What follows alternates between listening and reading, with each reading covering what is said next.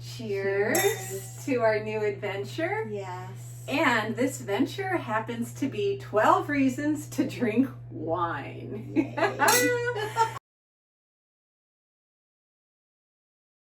So, yeah, as the food whisperer, holistic chef, I know, Adrienne, what are you doing? And it's a big conversation that we have. And I have Rosie, my wine lady, my bestie, and she's going to be your wine lady too. So there's this fabulous wine called PRP wines. And they are preservative-free, no added sulfite wines. So that means that we're not getting those hot flashes. We're not getting that acidic buildup that typically happens even with organic wines that are commercially sold, because by law, they still have to have at least a small amount of the artificial in it. Yeah. So you order these wines through Rosie, and we will have that contact information for you on one of these fabulous links here as we're going along. And we are starting today with, what kind of wine do we have here? This is our Pratabero. This is a dry red. This is pure Sangiovese. So it is, it's wonderful. It is, the dish that we're making is the meatloaf. Mm-hmm. And this is one that if you do a turkey meatloaf like we're doing, Mm-hmm. it goes really well because it goes with the ketchup, the acidity. It'll calm that down a little bit. Okay. It will bring out the turkey, make it actually be more of a beef type thing. The Sangiovese grape is a light grape. It is yummy. The Sangiovese grape is a light grape, so it's not going to overpower the turkey. Uh-huh. It also won't overpower beef if you do it with beef. It'll still pair really well with both of those. And, sorry, it's just such a fabulous wine. I need to have a sip. Oh, darn. So, I'm sure these shows are going to get even more interesting the more we're pairing wines together, but we're going to be having 12 of these because it's 12 reasons to drink wine. So we're going to be doing a turkey meatloaf, and this could be a beef meatloaf. This can be a chicken meatloaf, and I have not used any of the Impossible Burger stuff, so I can't tell you how well that's going to work, but maybe you can do that with this as well. Okay, so we're going to put our oven. I have a convection oven. I'm going to be putting it on 425 and get that going. We're going to be doing a meatloaf with roasted veggies, and I'm going to show you some really cool cooking hacks. And Rosie is going to be talking about wines, and she might go off on a tangent. I might be asking her to go off on a tangent. We don't know what's going to happen here. It's just going to be a lot of fun. So I have some ground turkey breast, and I was able to find it at half off. So not only are we we're having a healthy budget, as well as having healthy wines and a healthy meal today, if we want to put a little slant on things, because there's always a way to do that. So we have a turkey breast here that I'm going to be putting in my bowl. So Rosie, when we are talking wine and we're talking foods, I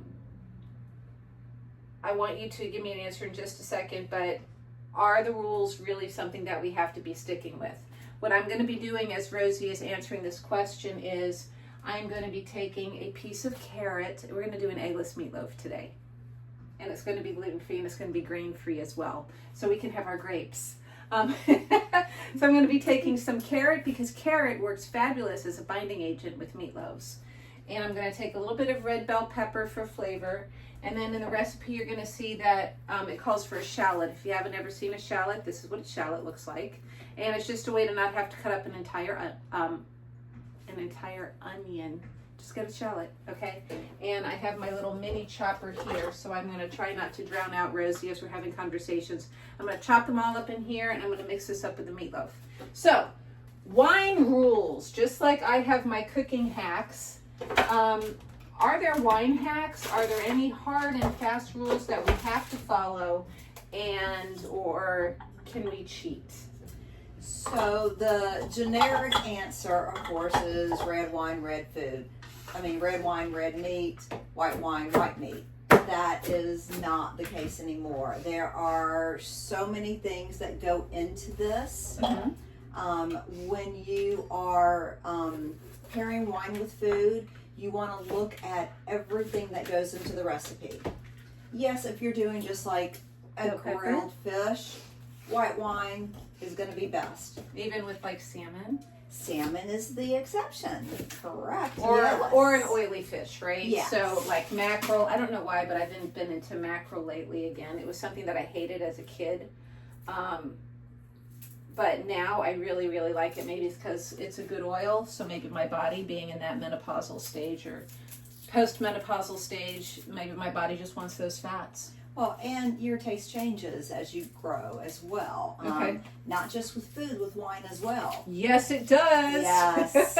You will discover once you really get into wines, you could say, oh, I only drink sweet wines or I only drink dry wines. Well, you're going to find yourself, possibly going sweeter or drier. And that'll change as you go. So I'm just doing about this size on the shallots. On the shallots while we're talking. Okay, sorry. That's okay. As we're saying, and I'm using some steak seasoning for seasoning my meatloaf, and I'm throwing that in my chopper as well. I think I just put too much. But look, so I ground it all up, and I'm going to mix it with the ground turkey. Just like that. Oh, I have to get this going. So palates change, just like I used to hate split pea soup, and now that's one of my favorites. I remember when I first learned about wine, it was at the Melting Pot when I started waiting tables and hosting there, and that's all they sold. And of course I did the white Zinfandel thing. Right. Most people start with the sweeter wines. Yeah, yes. Yeah. But I liked red before I liked white wine. That's actually not the norm. Most people go with the Rosé, Moscato, Riesling, something like that when they first start, just because they're looking for something a little bit sweeter. Yeah. But it's actually very common to start with the sweeter wines and then go to drier wines from there. Could it be because I drank vodka martinis that I didn't want the sweet? That could be too. Vodka martinis. Don't do it anymore, but I really enjoyed them back in the day. Well, when I first started dating my husband, he didn't drink wine at all. So I got a feel for his palate.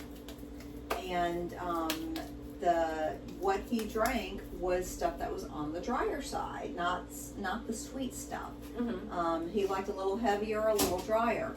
So because of that, one of the first few wines, actually first 4 wines that we tried on our first date was all 4 were dry reds. And that was where he started, was dry reds, because he did not do sweet stuff. Okay, so quick question for you to completely interrupt. When you go out with your husband, do you drink wine? So Being wine snobs that we are. Yes, very much so. So one of the things that you can do is when you go to a restaurant, call ahead and find out if they have a corkage fee. And we usually do that. We take our own wine. They have a corkage fee. We pay the corkage fee. Depending on what we're taking, it's absolutely worth it. If we're going out for a steak dinner, we're going to take a big bold red, and it's absolutely worth taking our own wine and having a nice big bold red with our steak. Okay. If we're going somewhere that is, just a regular restaurant, nothing that big a deal, not a special celebration or anything like that, a lot of the time I'll just get a mixed drink. Oh, okay. Yeah. All right. So I just learned yes, something I new. Look at that. So you can ask if they have a corkage fee. Absolutely. Okay. And just, you determine, once you find out they have a corkage fee, you determine if it's worth taking your own or not. Some of the corkage fees are only like $5. Okay. Something like that. It's a lot of restaurants even have free corkage. So it's always worth asking. Usually it's not that much. Okay. So all you do, you take your own wine. The only thing that they'll say usually is that if you're bringing your own bottle, you can't have anything that they have at the restaurant, which None of PRP wines are sold anywhere commercially, no stores, restaurants, bars, anywhere. So any and everything that we have, you can take to a restaurant and pay a corkage fee because it's not at the restaurant. There's no way they can have it. Bloody brilliant. Yes. So we're gonna put start getting these roasted vegetables together, and I have a couple hacks here. So I squared off my pepper. Whoop, well, that fell off, but I just cut the sides off is what I'm doing to use up this pepper, so this way we're not having any waste. Look what we did. I made 4 little mini meatloaves, and in order to save time when we are cooking, I am going to put the roasted veggies on here to cook, and everything's going to bake together, and the meat's going to get the flavor from the veggies are going to be getting the flavor from the meats. Yay! So I have a broccoli crown here. You can use frozen broccoli also if you are. Put that down at the base because of the frozen and the moisture, and this way it'll get dried up. We have zucchini, yellow squash, the rest of our carrot. And I'm putting mushrooms in my roasted veggies today just because that's the recipe that I have, but whatever you have, you can always use. Okay.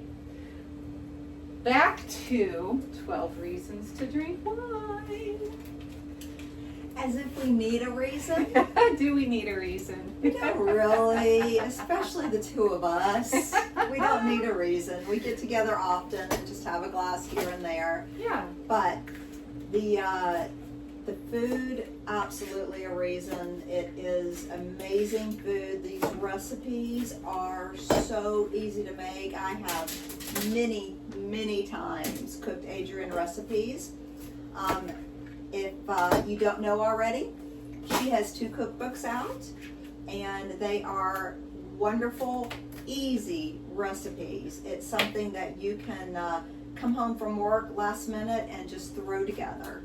Can you tell that we're besties and we have fan clubs going on? Yeah. What I did with the broccoli crown was I cut around the stems, and I'm just trimming down, and it makes it easier to get your broccoli florets.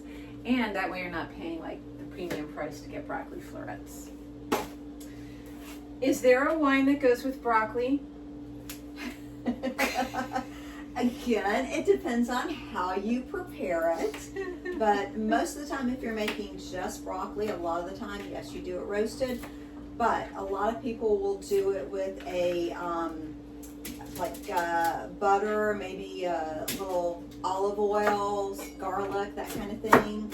So if you're doing that and you're just trying to pair a wine with broccoli itself, a white wine, not too heavy. Although you could actually do a nice, lightly oaked Chardonnay with broccoli. That would go well with it, and easy to do. Broccoli, for me, what I would do is either an unoaked Chardonnay or something that is a little bit lighter, like a dry Riesling, or even a German Cabernet would be good because it's not too much, it's not too sweet, it's only a light sweet kind of a taste. So I cut the zucchini in half, and then I cut each in half. I got little drumsticks. And then we're just going to do a nice dice with these. I cut them a little bit bigger than the carrots because they have more moisture in them. And this way everything is going to cook evenly. And you won't have mushy zucchini. And then I'm going to do the same with the yellow squash. So the wines, right? You picked 2 wines to go with this meal today. I did. I actually did a dry red, which is what we are drinking right now, the Pratovera, the Sangiovese. And I also did a sweet red. So the sweet red is our Hungarian Merdei. So the Hungarian Merdei is a very nice, complex red. It actually is going to change taste. When it hits your palate, it's sweet. It's going to dry out as it goes over your palate, and it's going to finish sweet.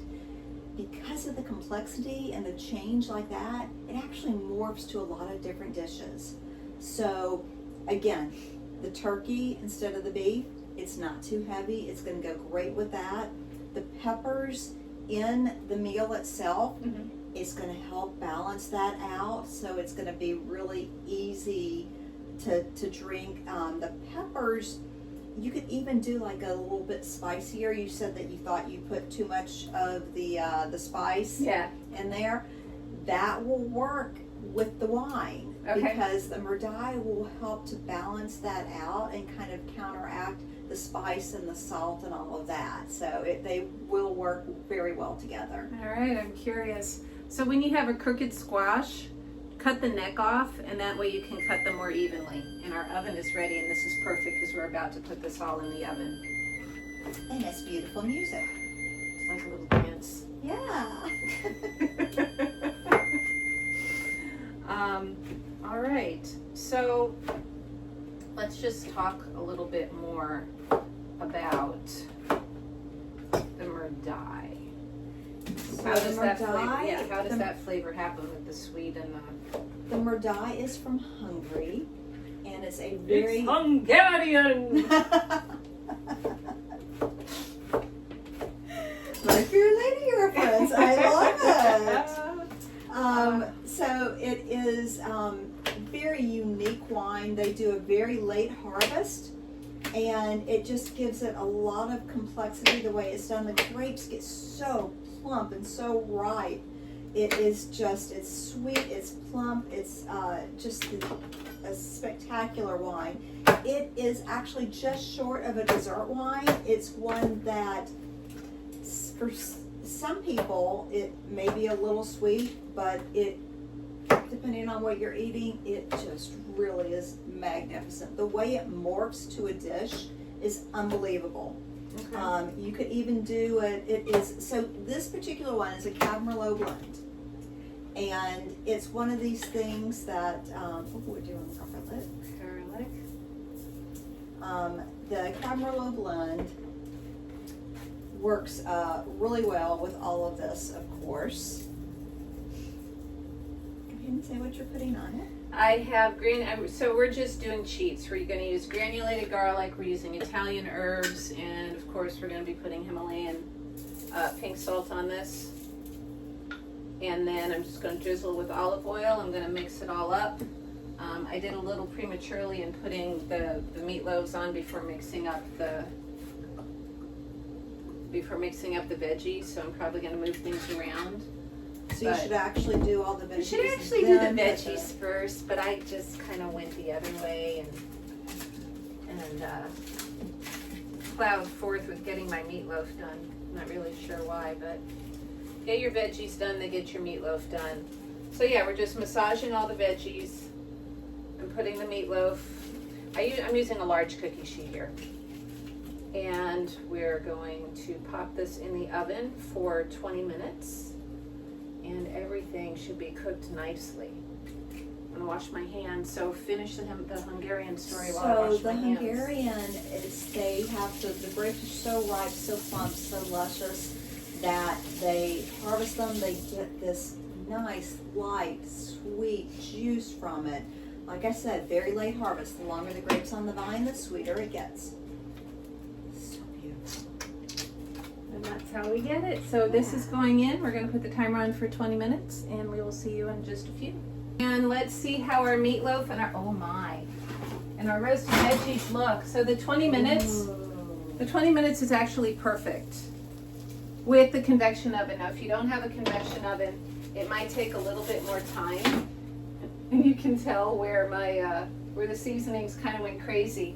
But now having this, let me get a couple forks so we can try, because there's a fruity, is it fruity or is it sweet? So this is kind of the same thing. This is the Hungarian Merdei, which is a really nice, you're going to get, when it hits your palate, it's sweet. As it goes over your palate, it dries out a little bit. Then it finishes with a sweet taste. Very complex, very morphine. I actually have clients that call this the schizophrenic wine because it changes so much. Okay. But really, really wonderful wine. This is the sweeter of the wines to pair with this. It will go great with the turkey and all the vegetables, the peppers, all of that. I love it with mushrooms. That's just me. Well, I can't wait to taste this. Yes. So here's a fork for you. These are fresh out of the oven, so of course it's going to be like kind of hot, but at the same time. So you said mushroom. So I'm going to try the mushroom first. Okay. You can cut into a meatloaf if you want to cut into a meatloaf. Too Hot. So let that 3 cool sips. a little bit before I put it in my mouth so I don't burn my tongue. And then the mushroom, and then I'm going to take another sip. Yes. All right? So anytime you're tasting wine with food, you want to taste the wine first, then take a bite of the food. That way you know what the wine tastes like without the food, because the wine will change with the food. Then you take a bite of the food, then you take another sip of the wine. Okay. So there is the 3-sip rule, but when you're having it with food, Yeah. you have to do a little bit different. So the way that the food and the wine change, it is just an amazing, amazing thing. That whole dry, fruity, fruity? Yeah, I just got that. yeah, Oh my gosh. yeah. That's really cool. So, if you're a fruitier, if you're a sweeter kind of red wine, Rosie has wines for you with that as well. So you never have to be limited thinking that. And if you're local to the Florida area, Rosie can come and do wine tastings for you as well. Well, and if you're not, I can do virtual wine tastings where I send you the wine. Right. We sign onto Zoom, and we do the wine tasting that way. So no matter where you live, I can help you out. I can be your wine lady in multiple states. So there we go. Reason number 2 in our 12 reasons to drink wine. If it's a red and you're kind of thinking that all there is dry ones out there, Rosie has fruity ones. She can do virtual wine tastings with you, send you all the wines that you want to be trying. Cheers. Cheers. All right. See you next time. Bye.